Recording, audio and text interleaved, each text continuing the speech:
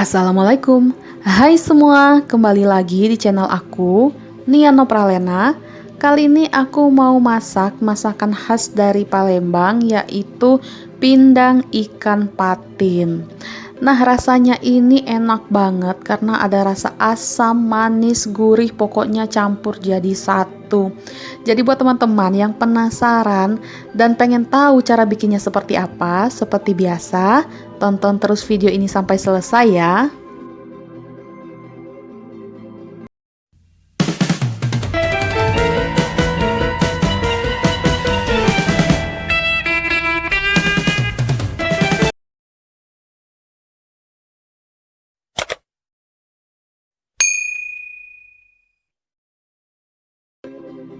Jadi bahan-bahan yang harus kita siapkan yaitu 500 gram ikan patin. Kita pakai ikan patin yang benar-benar masih segar, masih fresh ya, masih baru.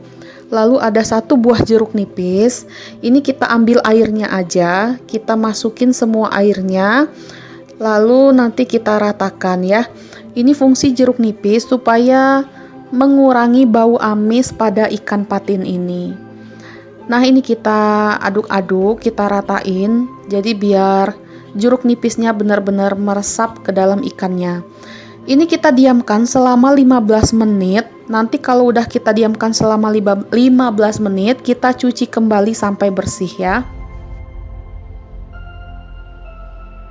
Selagi kita menunggu ikan patinnya masih direndam jeruk nipis, kita siapkan aja dulu bumbu halusnya. Di sini ada 8 butir bawang merah.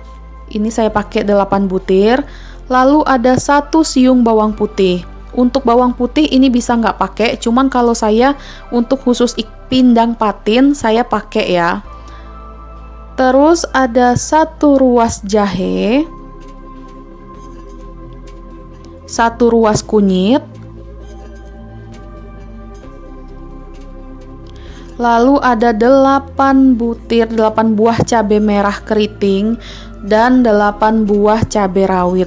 Untuk masalah cabai ini bisa tergantung selera, bisa dikurangi atau bisa ditambahi. Jadi kalau misalnya mau pedas, teman-teman bisa ditambahkan lagi cabainya, atau mungkin kalau misalnya nggak suka pedas bisa dikurangi atau bahkan bisa diganti dengan cabai besar. Jadi bisa mengikuti selera aja ya. Ini kita haluskan bumbu halusnya. Saya kasih sedikit air biar lebih gampang ngehalusinnya. Karena memang ini nanti kan nggak kita tumis, jadi kita blender pakai air pun nggak apa-apa.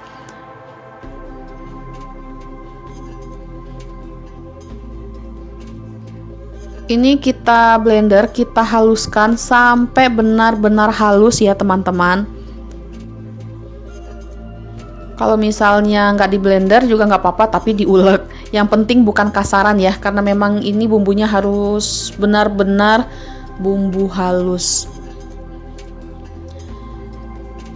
Nah, kalau semisalnya bumbunya sudah halus, nah ini udah halus. Ini tinggal kita masukkan atau kita campur dengan bahan-bahan yang lain.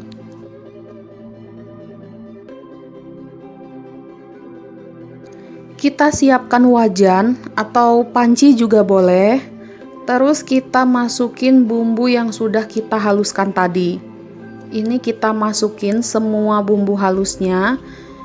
Jadi untuk pindang patin ini memang enggak ditumis ya. Jadi benar-benar langsung dimasak pakai air tanpa ditumis dulu. Terus kita masukin 1 batang serai, 3 lembar daun salam, karena memang daun salamnya saya kecil-kecil jadi saya pakai 3 lembar. Lalu ada 1 jempol lengkuas, 1 sendok makan air asam jawa, dan setengah sendok teh terasi. Terus kita masukin 850 ml air biasa. Jadi nggak pakai air panas atau air dingin, ini air biasa aja. Kita aduk-aduk Habis itu ini tinggal kita masak aja di atas kompor menggunakan api sedang aja ya. Nah, ini kita masak sampai mendidih, kita pakai api sedang aja. Ini kita tunggu ya teman-teman sampai kuahnya ini benar-benar mendidih, baru nanti bisa kita masukin ikan patin dan bahan yang lainnya.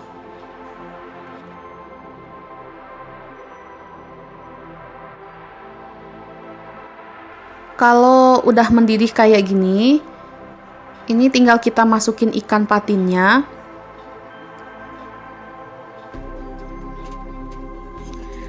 Dan sebelumnya ikan patinnya ini udah saya cuci kembali ya teman-teman. Ini kita masukin semua ikan patinnya. Dan usahakan kita pakai ikan patin yang benar-benar masih segar, benar-benar fresh, biar nggak terlalu bau amis. Terus kita masukin setengah buah nanas. Jadi ini saya pakai nanas yang kecil, tapi saya pakai setengahnya aja. Kita potong-potong, terus kita masukin juga ke dalam kuah pindangnya ya.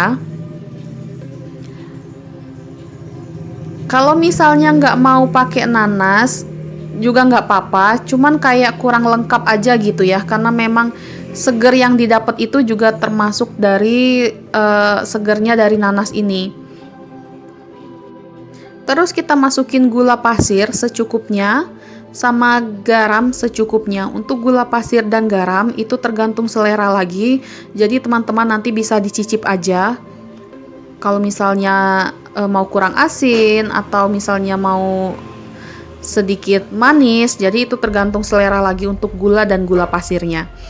Ini jangan terlalu diaduk ya. Kalau misalnya mau ngaduk itu cukup disiram-siram aja kayak gini.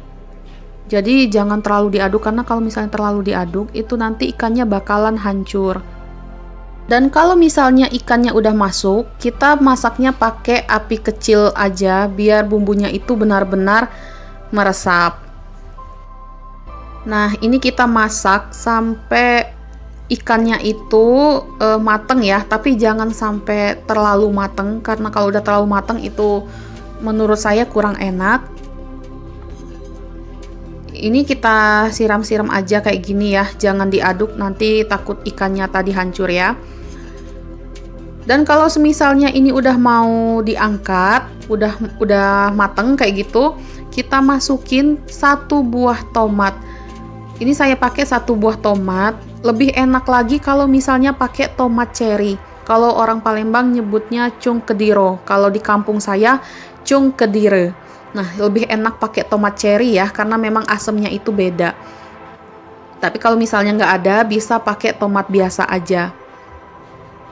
Ini tadi saya pakai 1 buah tomat. Lalu kita masukin 1 batang daun bawang yang udah kita rajang kasar atau kita potong agak gede kayak gitu. Terus juga kita masukin 1 genggam daun kemangi. Untuk daun kemanginya boleh pakai secukupnya aja. Ini tadi saya pakai 1 genggam daun kemangi. Ini nggak usah kita aduk-aduk banget, cukup kita siram-siram aja ya. Dan ini udah mateng, ini udah bisa kita sajikan atau kita makan. Nah, buat teman-teman, terima kasih banyak yang udah nonton video ini. Semoga bermanfaat, dan buat teman-teman jangan lupa untuk subscribe channel ini, like, share, dan komen ya. Sampai jumpa di video selanjutnya. Assalamualaikum warahmatullahi wabarakatuh.